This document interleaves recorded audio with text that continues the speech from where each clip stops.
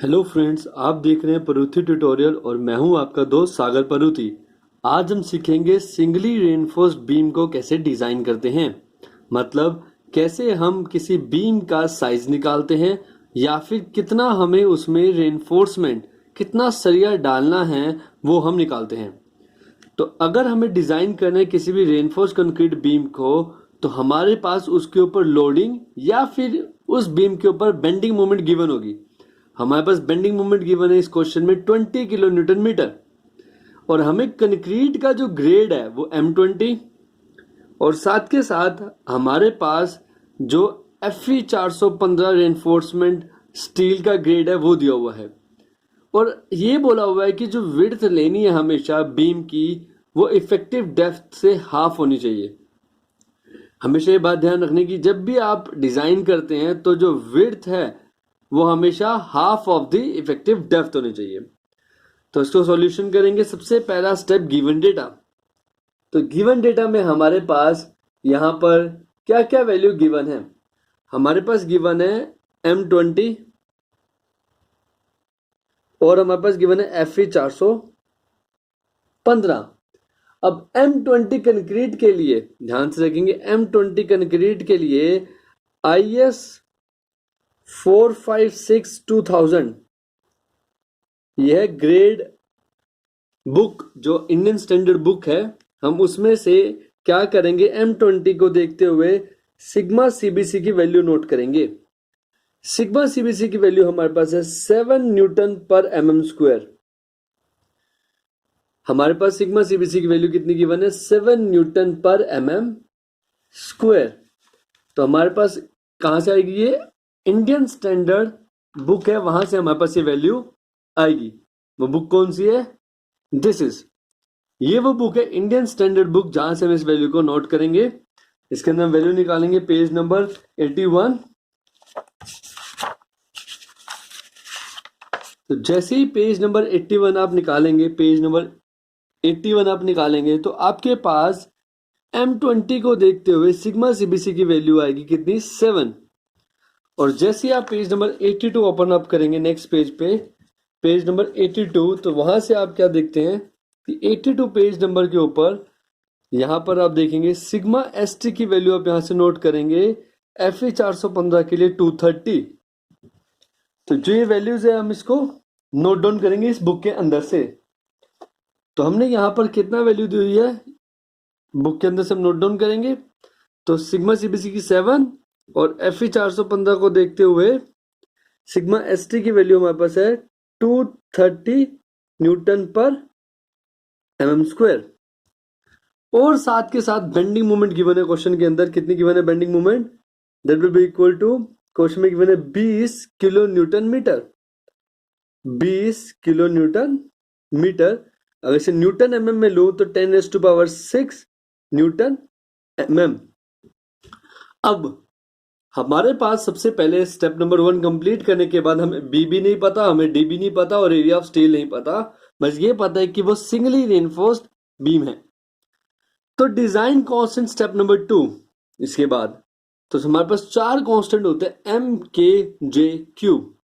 एक एक करके निकालेंगे हम इसको। सबसे पहले M का फॉर्मूला होता है हमारे पास 280/3 सिग्मा सीबीसी। सिग्मा सीबीसी की वैल्यू है 7 फ्रॉम द कोड, यहाँ पुट करेंगे और यहां से सीधा सीधा मेरी M की वैल्यू आ जाएगी 13.33। M की वैल्यू निकालने के बाद K निकालेंगे, K के फॉर्मूले में सारी वैल्यूज को पुट करके M कितना है हमारे पास पुट करने के लिए 13.33 into sigma CBC 7 divide by 13.33 into 7 plus sigma ST की वैल्यू 230। इसको सॉल्व करेंगे, हमारे पास K की वैल्यू निकल जाएगी जो कि हमारे पास आएगी 0.289। अब K की वैल्यू निकलने के बाद J का फॉर्मूला 1-K/3, 1 - K की वैल्यू 0.289/3। यहाँ पे हम इसको सॉल्व करेंगे तो हमारे पास J की वैल्यू निकल जाएगी जो कि हमारे पास सॉल्व करने के बाद आएगी 0.904। उसके बाद Q की वैल्यू निकालेंगे, इसके अंदर सारी वैल्यूज पुट करेंगे 1/2 सिग्मा सीबीसी की वैल्यू 7, J की वैल्यू 0.904 और K की वैल्यू 0.289। अब इसको सॉल्व करने के बाद हमारे पास Q की वैल्यू भी निकल जाएगी, जो कि हमारे पास आएगी 0.914। तो ऐसे हम चारों M, K, J और Q डिजाइन कांस्टेंट निकाल लेंगे। अब ये स्टेप नंबर 2 यहाँ पे खत्म हो जाएगा। फिर हमारे पास आएगा step number 3, movement of resistance. Movement of resistance में हमारे पास क्या फॉर्मूला है, QBD²। तो पुट करेंगे मूवमेंट ऑफ रेजिस्टेंस के फॉर्मूले में QBD²। Q की वैल्यू मैं ऑलरेडी निकाल चुका हूं पीछे, डिजाइन कांस्टेंट, जो कि हमारे पास कितनी आई है निकालने के बाद, which is equal to 0.914 into b. B हमने बोला था कि बी को हम कितना लेंगे, बी को हम लेंगे half of the effective depth. तो हम half of the effective depth into D का स्क्वायर। तो डी और डी स्क्वायर यहां पे मिलके हमारे पास कितना हो जाएगा, डी क्यूब हो जाएगा। और इसको अगर मैं सॉल्व करूं तो 0.457 मेरे पास यहाँ पे डी क्यूब आ जाएगा। तो हमारे पास यहाँ पे ध्यान रखना है कि बी की value half of the effective depth हमेशा लेनी है, और क्वेश्चन में भी इसका रिलेशन वैसे दिया हुआ है। अगर नहीं दिया होता तब भी हमें half of the effective depth लेना है, कि जो विड्थ है वो बीम की इफेक्टिव डेप्थ के हाफ है। ये क्वेश्चन में लास्ट लाइन में गिवन है। अब यहां पे मेरे पास मोमेंट ऑफ रेजिस्टेंस निकल गया। मोमेंट ऑफ रेजिस्टेंस निकालने के बाद हमें निकालना है determination of size in the next step. उसके लिए सर हमें क्या करना पड़ता है, हमें ये डिटर्मिनेशन ऑफ साइज वाला स्टेप निकालने के लिए हमें कंपेयर करना पड़ता है बेंडिंग मोमेंट को बराबर किसके, मोमेंट ऑफ रेजिस्टेंस के। बेंडिंग मोमेंट क्वेश्चन में हमारे पास गिवन था that will be 20 kilo newton metre. इसको कन्वर्ट किया था हमने न्यूटन एमएम में, तो 20 इंटू 10⁻⁶ आया था, into moment of resistance. Moment of resistance हमारे पास आया 0.457 डी क्यूब। इसको सॉल्व करेंगे तो यहां से सीधा सीधा डी की वैल्यू निकल जाएगी। डी की वैल्यू सॉल्व करने के बाद हमारे पास यहाँ पे कैसे निकलेगी, यहाँ पे हमारे पास ये डिवाइड में जाएगा 20 into 10⁻⁶ upon 0.457 raised to the power, यहाँ क्यूबिक रूट है तो इसको सॉल्व करेंगे हमारे पास। तो यहाँ पे कैलकुलेटर से सॉल्व करने के बाद जो इफेक्टिव डेप्थ की वैल्यू निकलेगी वो हमारे पास आ जाएगी 352.4 mm। अब मेरा इफेक्टिव डेप्थ निकल चुका है, तो हमारे पास विड्थ कितनी होगी, विड्थ होती है half of the effective depth as per the relation, half of the effective depth 352.4 का हाफ। तो जब मैं इसका हाफ करता हूं तो हमारे पास आता है 176.2 mm। तो मैं इतनी विड्थ इतनी इफेक्टिव डेप्थ को लेते हुए बीम को डिजाइन कर लूंगा। अब ये स्टेप नंबर 4 यहाँ पे खत्म हो जाएगा कि मेरे को साइज निकल गया है। तो हमारे पास यहाँ पे 352 आया है, हमारे पास यहाँ पे 352 आया है। अगर मैं यहाँ पे इफेक्टिव डेप्थ प्रोवाइड कर दूं 350 mm, तो मैं ओवरऑल डेप्थ भी निकाल सकता हूं इसी में क्या ऐड करके, इफेक्टिव कवर। इफेक्टिव कवर में प्रोवाइड करता हूं 30 से 50, इसमें क्वेश्चन में 50 डाल रहा हूं, तो 400 mm का मेरे पास इफेक्टिव डेप्थ आ रहा है। और यहीं पे हमारे पास सीधी 350 का अगर मैं हाफ करूं तो मेरे पास इफेक्टिव विड्थ जो प्रोवाइडेड आ रही है वो 175 mm प्रोवाइडेड आ रही है। फिर हमारे पास यहाँ पे स्टेप नंबर 4 खत्म हो जाएगा। फिर है step number 5, area of steel. अभी क्वेश्चन में हमारे पास साइज अभी मैंने निकाला है, पहले नहीं गिवन था। तो जब साइज नहीं गिवन होता तो एरिया ऑफ स्टील में बैलेंस मान के करता हूं। मेरी बीम बैलेंस्ड है, singly reinforced beam balance section है, तो बेंडिंग मोमेंट की वैल्यू यहां डालेंगे। बेंडिंग मोमेंट की वैल्यू हमारे पास कितनी है, that is 20 into 10⁻⁶ upon sigma s T की वैल्यू डालेंगे। सिग्मा एस टी की वैल्यू कितनी है 230 इंटू जे की वैल्यू डालेंगे 0.904 इंटू इफेक्टिव डेप्थ की वैल्यू डालेंगे विच इज इक्वल टू जो मैंने यहाँ पे निकाली है कितनी, 350 प्रोवाइड कर रहा हूं मैं, 350 प्रोवाइड कर रहा हूं, तो इफेक्टिव डेप्थ प्रोवाइडेड वाली डालूंगा 350। तो इसको सॉल्व करने के बाद मेरे पास एरिया ऑफ स्टील आ जाएगा 273 mm²। अब हमारे पास ये एरिया ऑफ स्टील आया है, पर कितने सरिये प्रोवाइड करूंगा वो कैसे पता चलेगा, प्रोवाइड अगर मैं यहाँ पे प्रोवाइड कर रहा हूं 16 mm डायमीटर बार, डायमीटर बार।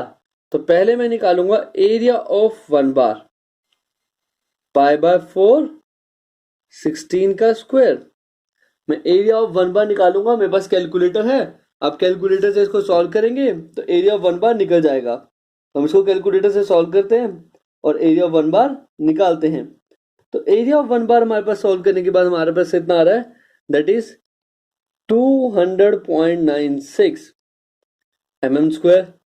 तो नंबर ऑफ बार्स कैसे निकालेंगे? नंबर ऑफ बार्स निकालेंगे, कितने हमें सरिये देने हैं, that is area of steel जितना होगा divide by area of 1 bar. Area of steel divide by area of 1 bar. Area of steel कितना है 273 और एरिया ऑफ 1 बार कितना है 20.96। तो यहां से अप्रोक्सीमेट मेरे पास 2 बार ही आ पाएगा, मैक्सिमम मैं 2 बार ही दे सकता हूं। तो लिखेंगे therefore 2 bars of 16 mm dia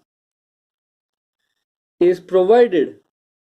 तो यहां से मैं पता कर लिया कितने सरिये जाएंगे, कितने mm के डायमीटर बार के साथ, और कितना मेरा विड्थ और डेप्थ रहेगा बीम का।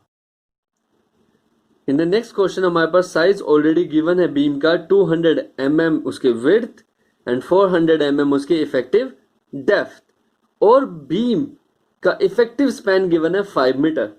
इसके ऊपर यूनिफॉर्मली डिस्ट्रीब्यूटेड लोड पड़ रहा है 7 किलो न्यूटन पर मीटर का, और साथ के साथ उसने ये भी बोला कि हमें जो मैक्सिमम स्ट्रेस लेनी है स्टील के अंदर वो 130 न्यूटन पर mm स्क्वायर लेनी है और कंक्रीट के अंदर 4 न्यूटन पर mm स्क्वायर लेनी है, और मॉड्यूलर रेशियो की वैल्यू 16 भी गिवन है। तो स्टेप नंबर 1 गिवन डेटा में हम इसमें से जो जो गिवन है वो लिख लेंगे। हमारे पास विड्थ गिवन है 200 mm, हमारे पास इफेक्टिव डेप्थ गिवन है 400 mm। इफेक्टिव डेप्थ के साथ साथ हमारे पास क्या गिवन है, हमारे पास ये गिवन है कि मैक्सिमम स्ट्रेस जो स्टील में हमें लेना है और कंक्रीट में जो लेना है वो कंक्रीट के लिए दिया हुआ 4 न्यूटन पर mm स्क्वायर, और स्टील के लिए हमारे पास अभी के लिए कितना दिया हुआ 130 न्यूटन पर mm स्क्वायर। अब हमारे पास 130 स्टील का, कंक्रीट का 4, और मॉड्यूलर रेशियो की वैल्यू गिवन है 16। साथ के साथ हमारे पास इफेक्टिव स्पैन लेंथ गिवन है क्वेश्चन के अंदर 5 मीटर की, और क्वेश्चन में बोला यूनिफॉर्मली डिस्ट्रीब्यूटेड लोड पड़ रहा है हमारे पास 7 किलो न्यूटन पर मीटर का। तो स्टेप नंबर 1 में हमने गिवन डेटा सारा लिख लिया। बीम गिवन है, विड्थ पता है 200 mm, इफेक्टिव डेप्थ पता है 400 mm, पर मेरे को एरिया ऑफ स्टील नहीं पता, वो मुझे निकालना है इस क्वेश्चन के अंदर। साइज नहीं निकालना क्योंकि साइज दिया हुआ है। तो जब साइज दिया हो तो मैं पहले से बैलेंस नहीं मान सकता, मुझे चेक करना पड़ेगा ये अंडर रेनफोर्स्ड सेक्शन है, ओवर रेनफोर्स्ड सेक्शन है, या फिर बैलेंस सेक्शन है। उसके लिए मैं सबसे पहला डिजाइन कांस्टेंट निकालूंगा। तो 280 divide by 3 sigma CBC modular ratio का फॉर्मूला होता है, बट मॉड्यूलर रेशियो तो ऑलरेडी गिवन है, कितना 16, तो हम इसका सीधा यूज करेंगे। ये वैल्यू 16 गिवन है, तो 16 m की वैल्यू डाली, सिग्मा सीबीसी की वैल्यू 4 पुट करी upon 16 into 4 plus sigma ST की वैल्यू 130 पुट करी जो गिवन है हमारे पास। तो इसकी वैल्यूज को सभी को पुट करने के बाद मेरे पास यहाँ पे आंसर आ जाएगा, दैट इज 0.33। तो k की वैल्यू निकल गई। अब j की वैल्यू 1 माइनस के बाई 3, 1 माइनस के 0.33 अपॉन 3, तो यहां से j की वैल्यू निकल जाएगी। तो इसको सॉल्व करने के बाद j की वैल्यू मेरे पास आ रही है 0.89। Now q 1/2 into sigma CBC into j into k, put करने के बाद सारी वैल्यूज यहां से q की जो मेरे पास वैल्यू निकली है वो मेरे पास वैल्यू निकली है यहाँ पे पुट करने के बाद, which is equals to 0.5874। This is q value. अब हमारा स्टेप नंबर 2 यहाँ पे खत्म हो जाएगा। फिर हम करेंगे step number 3। In the step number 3 हमारे पास मोमेंट ऑफ रेजिस्टेंस निकालना है। हमने शुरू में माना बैलेंस सेक्शन है, बैलेंस सेक्शन है मतलब क्या, हमारे पास सीधा सीधा फॉर्मूला हमने क्यूबीडी स्क्वायर का लगाया। तो जब मैं क्यूबीडी स्क्वायर का फॉर्मूला लगाता हूं तो क्यू मेरे को ऑलरेडी कितना है, अभी अभी मैंने निकाला पीछे, क्यों कितना निकाला, 0.5874 बी डी स्क्वायर। एक तो मेरा मोमेंट ऑफ रेजिस्टेंस ये निकला। अब ये मोमेंट ऑफ रेजिस्टेंस निकलने के बाद अब मैं एक मोमेंट ऑफ रेजिस्टेंस निकालूंगा as per the given bending moment. Question में गिवन बीम के लिए बेंडिंग मोमेंट गिवन है। ये मैंने किसकी वजह से निकाला था, मेरे ग्रेड की वजह से, ये मेरे मटेरियल की वजह से आया कि कितना मेरा स्टील का ग्रेड है और कंक्रीट का ग्रेड है। और अब मैं जो निकालूंगा वो किसकी वजह से निकालूंगा, कितना मेरा यहाँ पे लोड पड़ रहा है उसकी वजह से बीम के ऊपर। तो लोड जो हमारे पास पड़ रहा है इस क्वेश्चन के अंदर, वो हमारे पास कितना पड़ रहा है, 7 किलो न्यूटन पर मीटर। कितने स्पैन के लिए, 5 मीटर के लिए। यहाँ स्क्वायर करूंगा upon 8, WL square by bending moment का फॉर्मूला लगाया। तो यहां से मेरे पास बेंडिंग मोमेंट सॉल्व करने के बाद कितने आई है, that is equal to 21.875 kilo newton metre. इसका मतलब अगर मैं न्यूटन एमएम में लूँ तो 21.875 इंटू 10⁻⁶ न्यूटन एमएम। ये मैंने बेंडिंग मोमेंट क्यों निकाली, मोमेंट ऑफ रेजिस्टेंस है मेरा निकल चुका है ये, लेकिन मोमेंट ऑफ रेजिस्टेंस किसकी वजह से आया, ध्यान रखना है, ये मेरा आया है ग्रेड्स की वजह से, मटेरियल की वजह से। आप ग्रेड बोल सकते हैं या फिर आप बोल सकते हैं किसकी वजह से आया, मटेरियल की वजह से। और जो अब मोमेंट ऑफ रेजिस्टेंस निकल रहा है वो किसकी वजह से निकल रहा है, that is due to loading की वजह से। ये मेरा निकल रहा है किसकी वजह से, लोडिंग की वजह से। तो हमारे पास यहाँ पे ये बेंडिंग मोमेंट निकला है, हम यहाँ पे क्यू निकालेंगे। Q will be equal to, bending moment की वैल्यू कितनी आई है 21.875, वो यहाँ पे पुट करेंगे 21.875 इंटू 10⁻⁶ अपॉन बी। हमारे पास विड्थ कितनी गिवन है इस क्वेश्चन के अंदर, 200।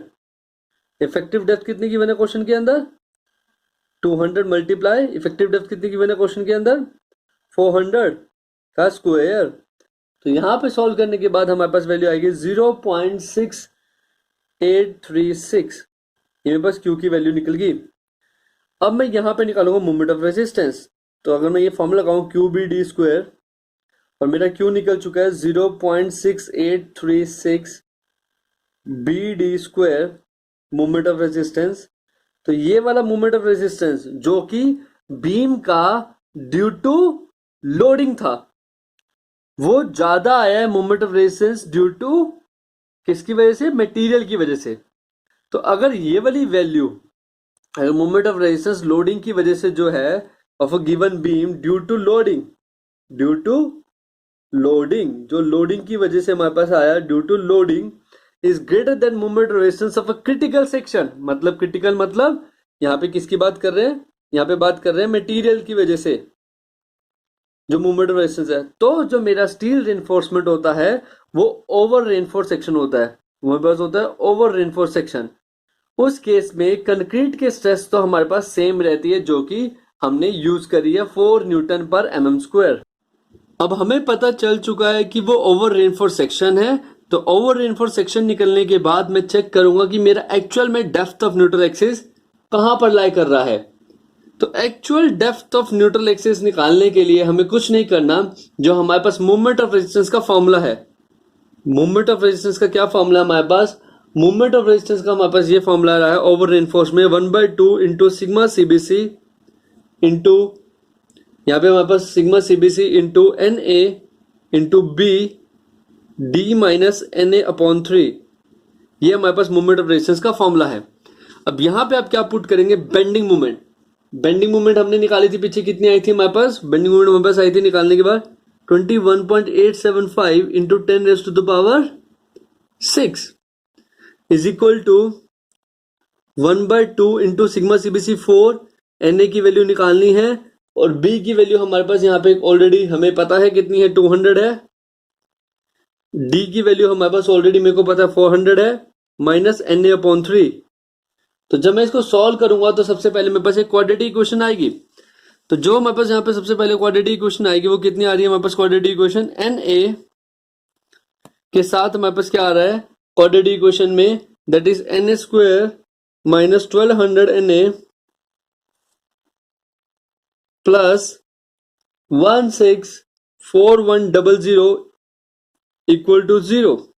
तो हमारे पास ये क्या आ रहा है, दैट इज ये क्वेश्चन हमारे पास आ रही है कौन सी, हमारे पास ये आ रही है क्वाड्रेटिक इक्वेशन। तो इसे हम कैलकुलेटर से सॉल्व कर सकते हैं या फिर हम इसको सॉल्व करेंगे किससे, बाय क्वाड्रेटिक फॉर्मूला। तो Na की हमारे पास दो वैल्यूज आएंगी, एक वैल्यू तो Na की हमारे पास आएगी 157.5 mm, और दूसरी Na की जो वैल्यू हमारे पास आ रही है, अगर मैं सॉल्व करता हूं तो दो वैल्यूज आएंगी, दूसरी वैल्यू हमारे पास आ रही है 1042 mm। तो ये हमारे पास तो इफेक्टिव डेप्थ से भी ज्यादा हो गया, ये कभी हो नहीं सकता, तो ये वैल्यू गलत है, ये नेग्लेक्ट कर देंगे। तो हमारे पास करेक्ट वैल्यू आ जाएगी 157.5 mm। ये तो था actual depth of neutral axis. अब हम निकालेंगे स्टेप नंबर 5 में इसके बाद critical depth of neutral axis. Critical depth of neutral axis का क्या फॉर्मूला होता है, critical depth of neutral axis का फॉर्मूला होता है m सिग्मा सीबीसी upon m sigma CBC plus sigma ST into D. But ये पूरा का पूरा ऑलरेडी k है, डिजाइन कांस्टेंट क्या है, k है, तो मैं k इंटू डी भी कर सकता हूं सीधा सीधा। तो यहाँ पे एनसी की वैल्यू मैं k इंटू डी से करता हूं, k मैं निकाल चुका हूं, मैंने k की वैल्यू अभी निकाली थी पीछे स्टेप नंबर 2 में। हमारे पास k की वैल्यू अभी पीछे स्टेप नंबर 2 में निकली थी, कितनी वैल्यू आई थी k की हमारे पास जब हमने स्टेप नंबर 2 में निकाली थी, 0.33 इंटू डी कितना है 400। तो हमारे पास क्वेश्चन में गिवन था डी की वैल्यू, ये आ जाएगा 132 mm। तो यहां से आपको पता चला कि मेरा Na ऑलरेडी क्या है, ग्रेटर देन है एनसी के। तो मेरे यहाँ पे भी कंफर्म हो गया मेरा कि ओवर रेनफोर्स्ड है, यहाँ पे मेरा ये कंफर्म हो चुका है कि मेरा क्या सेक्शन है, ओवर रेनफोर्स्ड सेक्शन है। तो स्टेप नंबर 5 यहाँ पे कंप्लीट हो गया। अब स्टेप नंबर 6 स्ट्रेस निकालना। स्ट्रेस निकालेंगे हम इस स्ट्रेस डायग्राम से। तो ये परपेंडिकुलर सिग्मा सीबीसी अपॉन उसका बेस Na, सिमिलर ट्रायंगल की प्रॉपर्टी से, फिर यहाँ perpendicular sigma s t upon m. ये m क्यों लेते हैं साथ में, क्योंकि ये कंक्रीट में इसकी स्ट्रेस कंपेयर करने के लिए मॉडुलर रेशियो का इफेक्ट लेना होता है। साथ में यहां से यहां तक का डिस्टेंस पूरा अगर d है, ये Na घटा दो तो d माइनस Na बचेगा, पुट कर दो अब यहाँ पे सब कुछ, तो सिग्मा एस टी यहां से निकल जाएगा। Sigma s t upon m की वैल्यू हमारे पास क्वेश्चन में ऑलरेडी गिवन है। क्वेश्चन में हमारे पास m की वैल्यू जो दी हुई है वो हमारे पास कितनी दी हुई है, दैट इज 16। m की वैल्यू हमारे पास है 16 अपॉन d की वैल्यू 400 माइनस Na की वैल्यू हम इसके अंदर पुट करेंगे, Na की वैल्यू है 157.5 इक्वल टू सिग्मा सीबीसी की वैल्यू 4 और Na की वैल्यू 157.5। तो सॉल्व करने के बाद सिग्मा एस टी की वैल्यू निकल जाएगी। तो सिग्मा एस टी की वैल्यू सॉल्व करने के बाद हमारे पास जो निकलेगी वो हमारे पास वैल्यू आएगी सिग्मा एस टी की इक्वल टू यहाँ पर 98.5 न्यूटन पर mm स्क्वायर। तो हमारे पास वैल्यू आएगी 98.5 न्यूटन पर mm स्क्वायर। अब वैल्यू निकल चुकी है सिग्मा एस टी की फाइनल 98.5 न्यूटन पर mm स्क्वायर। अब हम निकालेंगे एरिया ऑफ स्टील। अब एरिया ऑफ स्टील निकालने के लिए हमें निकालना है एरिया ऑफ स्टील, तो इसी डायग्राम का यूज करेंगे। तो एरिया ऑफ स्टील निकालने के लिए हमें कुछ नहीं करना, हमारे पास क्या है, जो टोटल टेंशन है, टोटल टेंशन किसकी वजह से, सिग्मा एस टी और एरिया ऑफ स्टील की वजह से, उसको कंपेयर करेंगे इस सिग्मा सीबीसी की वजह से जो टोटल कंप्रेशन है, half into base into height, साथ में इसकी विड्थ, साथ में इसकी विड्थ, तभी एरिया आएगा। तो टोटल टेंशन कंपेयर करेंगे सिग्मा एस टी इंटू ए एस टी, ये तो टोटल टेंशन निकला। अब टोटल कंप्रेशन में पहले area half into sigma CBC into Na into b. तो यहाँ पे हमारे पास पुट करने के बाद सारी वैल्यूज मेरे यहाँ पे एरिया ऑफ स्टील निकल जाएगा।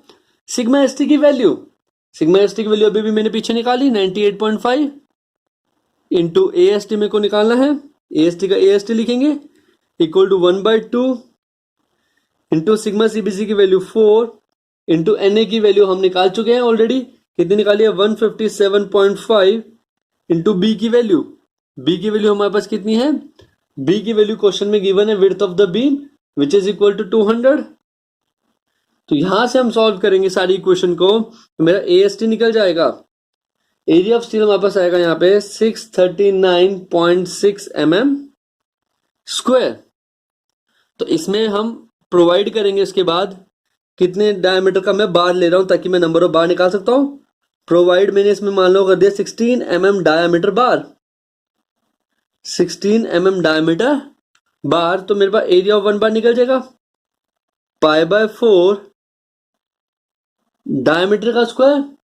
तो मैं पाई बाय 4 डायमीटर का स्क्वायर करूंगा तो यहाँ से मेरे पास एक एरिया निकल जाएगा। जब मैं इसका पाई बाय 4 डायमीटर का स्क्वायर करता हूं तो जो हमारे पास वैल्यू आती है सिग्मा एस टी की वो हमारे पास यहाँ से हम निकाल लेंगे। इसको सॉल्व करने के बाद हमारे पास एरिया ऑफ 1 बार निकलेगा 200.96 mm स्क्वायर। अब हमें कितने सरिये निकालने, नंबर ऑफ बार्स निकालना है। नंबर ऑफ बार्स का फॉर्मूला सेम हमारे पास रहेगा कि कितना AST total area of steel था divide by area of 1 bar. Total हमारे पास AST कितना था, टोटल AST हमारे पास था 639.6 अपॉन एरिया ऑफ 1 बार कितना है 200.96। तो हम इसको डिवाइड करेंगे तो हमारे पास नंबर ऑफ बार निकल जाएगा 639.6 को मैं डिवाइड करूंगा 200.96 से तो हमारे पास निकलेगा 3.18। तो मतलब मेरे को मिनिमम ऑफ 4 बार्स हमें इसमें देने ही देने हैं। तो हमें टोटल कितना से 4 बार्स। तो आप बोल सकते हैं हमें लास्ट में कि प्रोवाइड करना है हमें एक्चुअल में क्या, that is 4 numbers of 16 mm diameter bar. तो यहां से हमारे पास कितने हमें बार्स देने थे वो हमारा डिजाइन हो चुका है। Thank you so much for watching. आप चैनल को लाइक एंड सब्सक्राइब जरूर करें ताकि आपको और अपडेट मिलते रहें। Thank you so much.